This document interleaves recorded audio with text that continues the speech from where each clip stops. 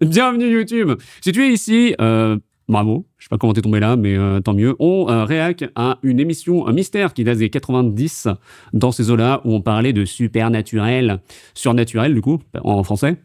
Et nous sommes en train de financer notre quiz physique. Ou au moins une aide financière un petit peu pour éviter que je sombre dans la banqueroute. À chaque fois que je vais m'énerver sur cet épisode, qui dure que 11 minutes, donc ça devrait le faire, regarde la durée de cette vidéo YouTube et on verra tout de suite à quel point ça dure. Il y aura des blagues belges pour chaque énervement qui seront en short sur cette même chaîne.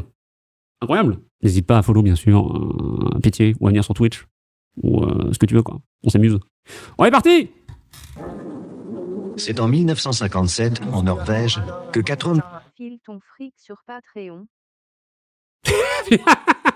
Merci beaucoup. Pour YouTube. Attendez, on n'a pas entendu du coup. On va faire des allers-retours. Il n'y a pas de sous-titres. Je suis désolé, c'est totalement validiste. Navré. Bon courage. Ça marche aussi, C'est en Cal, là-dessus 1957, Pas du en tout. Norvège, que 4 hommes de l'armée de l'air ont fait une étrange rencontre. Cette nuit-là, une froide nuit d'automne, ils devaient décoller de l'aéroport de Verne, situé à 500 km d'Oslo, pour effectuer un vol de routine à bord d'un C-47 Dakota. Attendez, mais pourquoi Dailymotion me retire pas le truc au milieu? Merci. À Dakota, Johnson, d'accord.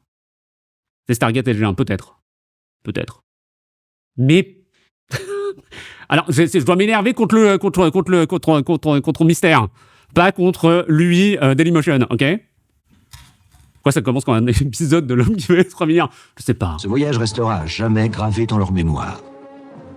Je pense qu'il y a toutes sortes de choses, effectivement, qui circulent dans les airs ou même dans l'espace et qu'on ne peut pas encore identifier. Patrick Baudry, est-ce que tu existes vraiment? Patrick Baudry. Étais-tu vraiment un astronaute? Un astronaute? Un ancien pilote de chasse de l'armée de l'air française. Colonel, pilote d'essai. Il devint le deuxième spationaute français après Jean-Loup Chrétien. Ce monsieur est toujours vivant. Occupation actuelle, conférencier, consultant en activité aéronautique et spatiale, ambassadeur de bonne volonté de l'UNESCO. Eh, hein? Bon. Est-ce qu'il a... Attendez, est-ce qu'il a un encart sur Wiki? Non, ça va. Ça va aussi. Ça va, ok. Il joue son propre rôle dans le film Un ticket pour l'espace, dans lequel il critique une explication scientifique qui ne tient pas debout. D'accord, et bah très bien. Continuons. Alors l'existence des ovnis au sens extraterrestre, ça oui, ça j'y crois sincèrement. À minuit 20, Jacob Lindo, le pilote, donne le signal du départ. Il est assisté de Björn Wolf.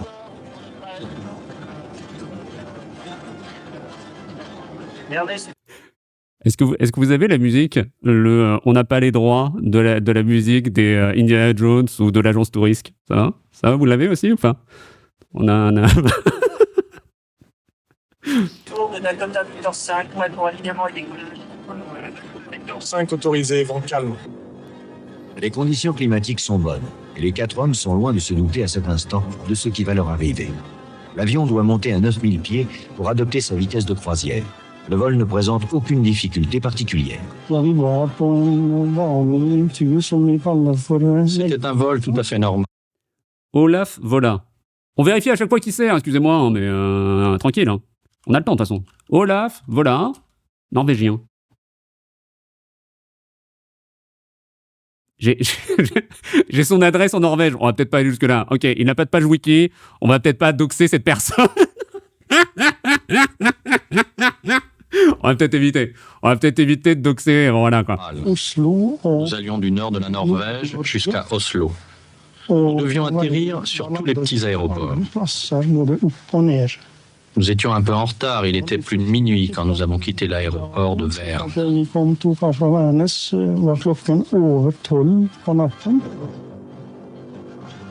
Dakota Victor 5 de Vernestour. Je pense qu'il est mort de toute façon, vu l'état dans lequel il était déjà il y a 30 ans. Comment ça? Comment ça? Ah oui, c'est vrai que ça fait 30 ans, 90. Oh. Après 10 minutes de vol, l'avion atteint une hauteur de 8000 pieds. La tour de contrôle suit son évolution. Ok, bien reçu. Non, c'est pas... On s'amuse. On s'amuse de ça. Il a l'air fatigué. Non, mais sans de ça, s'il te plaît, tu vaux mieux que ça. S'il vous plaît. S'il vous plaît. On sait pas, hein, ça se trouve, il est plus jeune que moi à ce moment-là. Hein. Tu sais, la nicotine... Si ça se trouve, il a 25 ans. Hein. À bord, chacun a un rôle bien précis. Olaf Vola, le navigateur, note ses repères sur la carte. Nous avons coupé vers l'ouest, vers Rojos. Et c'est là que les phénomènes ont commencé. Et que nous avons fait cette mystérieuse rencontre. Zen. Je Soudain, resterai zen. le navigateur aperçoit une étrange lueur qui semble s'approcher du Dakota.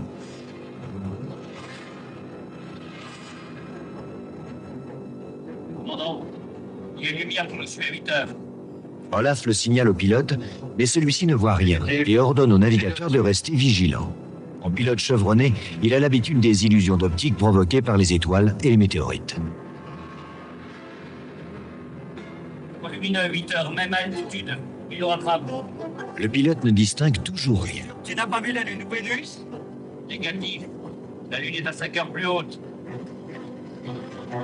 Pour Olaf, il ne peut y avoir de doute. La nuit est claire, la visibilité est bonne et il peut estimer l'altitude de cette lumière à 9000 pieds, comme le Dakota. Elle semble d'ailleurs venir droit sur eux. Maintenant, le pilote et son coéquipier distinguent eux aussi la boule de lumière. Connard, appelle Vernest La boule de lumière. Dragon Ball. On leur tire dessus. pour savoir s'ils ont un trafic à nous signaler. Ernest Tour de Par contre, la voix, c'est toujours un plaisir. Hein. Un petit truc à signaler. La nuit est claire. Image de nuit sombre et brumeuse. Eh bah ça, écoute, c'est la romantisation, quoi. La novelisation, bien sûr. Dakota Victor 5, lumière à 9 heures, demandons confirmation. Négatif, aucun trafic annoncé. J'appelle Tronem Control pour vérifier. Alors, je suis désolé, mais je ne vois que Gilles Stella avec cette... Pardon, excusez-moi. Le radar de la tour de contrôle n'enregistre aucun autre écho que celui du Dakota. Commandant, il vient vers nous. Il fonce dessus. Il faut éviter la collision. Le pilote fait brutalement plonger l'appareil. Qu'est-ce que c'était? On sait rien. Va voir de l'autre côté. La lumière a disparu. Ils se demandent tous ce C'est à toi, l'Irlandais. Pourquoi il a pris la voix de Terence et Philippe pour parler de type je ne sais pas. Je ne sais pas. Je reste frais. Je reste calme. Le Dakota a repris son cap vers le sud, mais l'équipage est sur le qui-vive. Hein Olaf indique la position précise de l'avion. J'ai mal remonté, excusez-moi. Et demande-leur s'ils ont vu quelque chose sur leur... Mais Ils se demandent Ouais, c'est là. ce que cet objet pouvait bien être. Ça ne ressemblait absolument pas à un avion. je me suis perdu. Va voir de l'autre côté. C'est bon, on est La là. lumière a disparu. Ils se demandent tous ce que cet objet pouvait bien être. Ça ne ressemblait absolument pas à un avion. Ah, c'est une boule de lumière, donc oui, c'est pas un avion. Le pilote commande à l'opérateur radio de signaler le mystérieux phénomène lumineux à la tour de contrôle. Et demande-leur s'ils ont vu quelque chose sur le radar. Ernest Tour de Dakota Victor 5, je vous signale un Hermis avec un engin inconnu comme une grosse lumière qui reste en patrouille avec nous 2 minutes. Négatif. Aucun autre écho que le vôtre. Terminé. Par contre, je tiens à dire un truc que j'aime beaucoup sur cette réal, c'est que tout ça, c'est des miniatures. La tour de contrôle aussi. Et je trouve ça très mignon. Voilà. C'est tout. Voilà. Pour un truc qui est refait, c'est chou. Le Dakota a repris son cap vers le sud, mais l'équipage est sur le qui-vive. Olaf indique la position précise de l'avion. Tout semble normal maintenant. Et pourtant, À 3-7.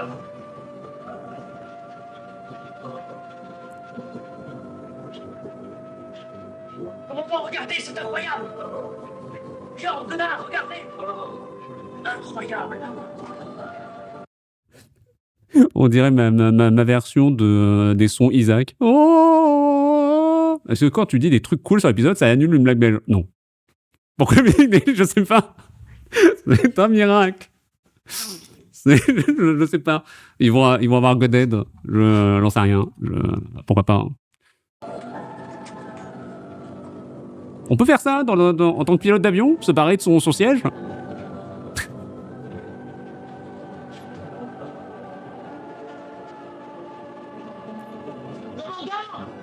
Par contre, si c'est vraiment un truc religieux, ça va être compliqué de garder calme. Mais ça va le faire. Ça va le faire. Je reste frais.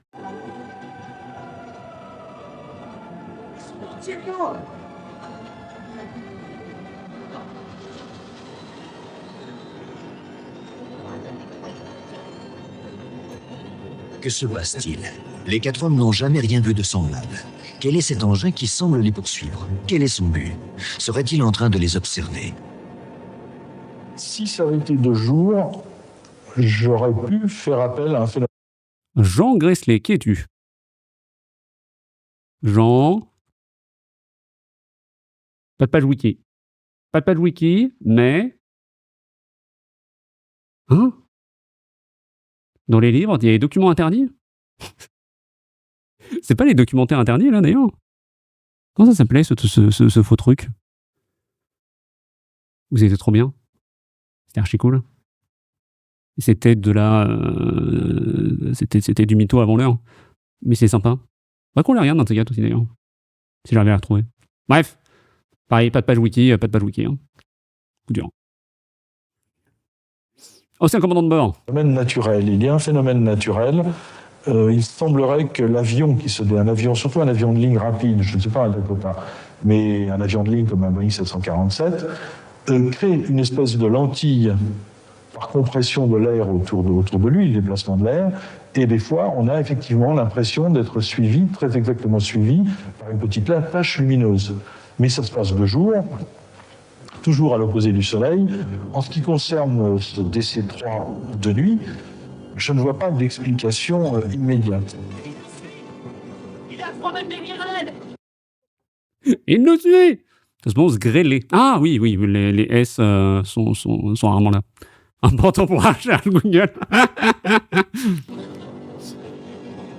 Puis, la mystérieuse lumière se déplace vers l'arrière de l'avion et continue de le suivre. Pendant 5 minutes, l'étrange objet colle à la trajectoire du Dakota.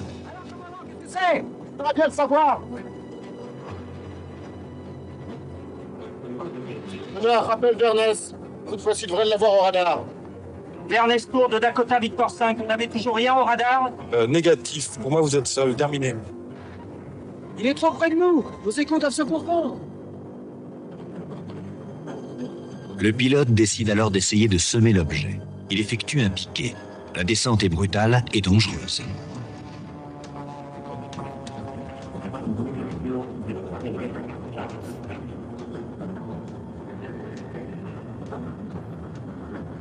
Très bien.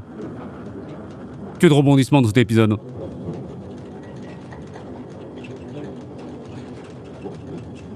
On est à 172, commandant. Mais l'objet les poursuit et reste exactement dans le sillage du Dakota.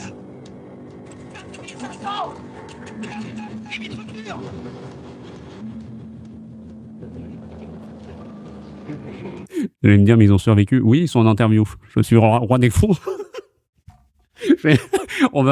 Au final, les gens vont s'énerver sur moi-même plus que sur l'épisode. Hein. C'est juste, vous pensez qu'ils ont survécu?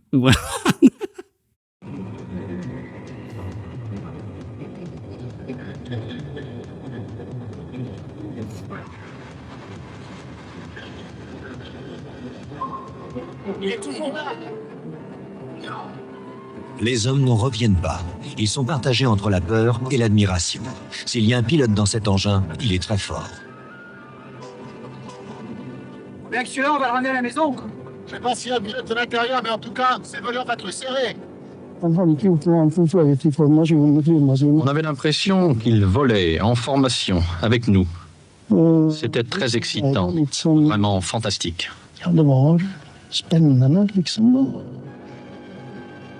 Avec une torche électrique, l'opérateur radio tente d'envoyer un message en morse dans la direction de l'objet. Le truc t'explose la gueule niveau lumière. et t'essaies de lui rendre de la lumière en retour. C'est ça le... c'est ça. Après, je ne connais pas plus que ça la façon de s'exprimer niveau lumière, mais en théorie, moi, je sais pas. D'accord.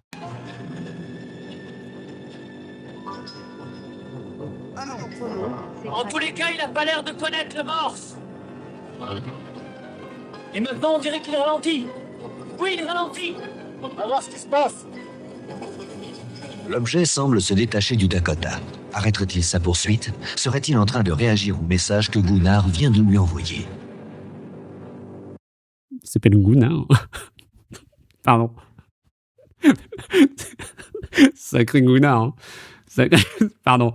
Tu estimes les lampes torches de l'époque. Vous avez facile 5 kilos. Alors oui, en arme contondante, pas de souci. Mais pour envoyer un petit message en morse contre de la lumière en retour, c'est, je sais pas. Hein. Il retourne de l'avion point à l'arrière. Il est passé de l'autre côté. Il est passé de l'autre côté, comme Valls.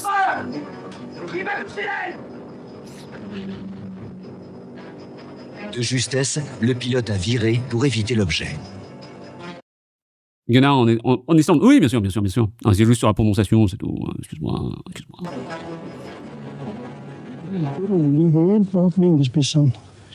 Et l'objet est resté calmement à côté de nous. On avait peur d'entrer en collision avec lui, mais il était très précis. Il volait exactement à la même vitesse que nous. Et on se disait que si la lumière qu'il dégageait n'avait pas été aussi éblouissante, on aurait pu sûrement distinguer son aspect métallique. Sur quoi il a topoté pour faire le métal?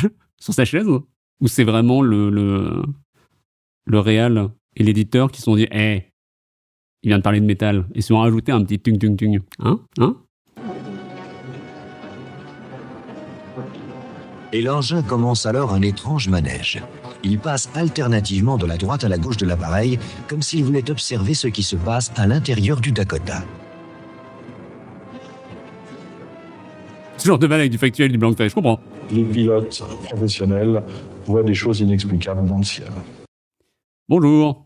N'hésite pas, ici. On est en train de faire un avant-goût des contreparties pour le financement du quiz physique.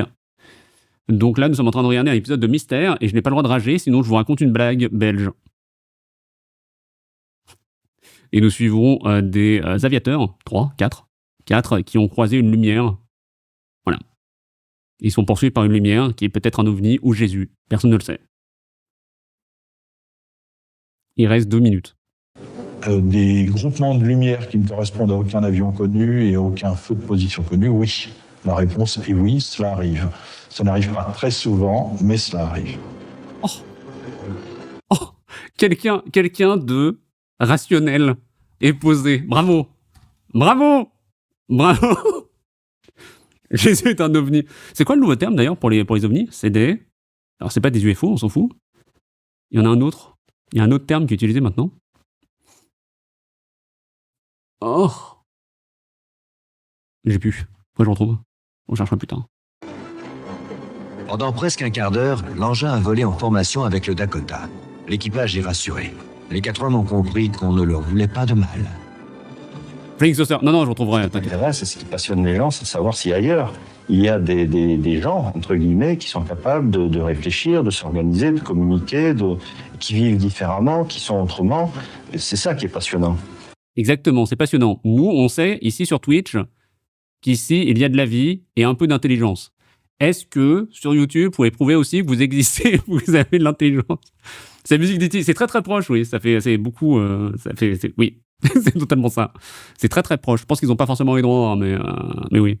Alors, cette vie-là, si on la rencontre un jour, si certains d'entre nous ont la chance, parmi tous ceux qui cherchent, ou même parmi d'autres ont la chance de la rencontrer, elle sera forcément plus intelligente que la nôtre. Je suis d'accord avec toi aussi que c'est pas compliqué. 1957 restera inoubliable pour l'équipage du Dakota. Ils n'ont jamais su d'où venait cet objet lumineux et se demandent encore quelle créature le pilotait. Quelques minutes m'ont fait bien réfléchir par la suite. Cela m'a donné une autre façon de voir les choses. Avant, j'aurais pu en rire, mais maintenant c'est un sujet que je prends au sérieux. De nombreuses rencontres de ce type ont été signalées. Certains des objets décrits viennent certainement de notre planète. Les autres émaneraient-ils d'une intelligence supérieure qui tente de nous observer? Pouette. Eh ben, tout va bien. Bravo nous. Félicitations, merci. Merci YouTube d'avoir été là pour ce petit moment incroyable. Nous n'avons pas ragé, bravo à nous. Il semblerait que ce genre de sujet ne nous trigue pas, à la différence des médiums par exemple, ou des alus, et ce genre de choses. Donc tout va bien, bravo. Et nous en aurons 3 autres à regarder. Courant décembre normalement, ou plus, si jamais les gens financent cette contrepartie-là, bien entendu. Merci beaucoup, et à plus tard bien sûr sur la prochaine vidéo.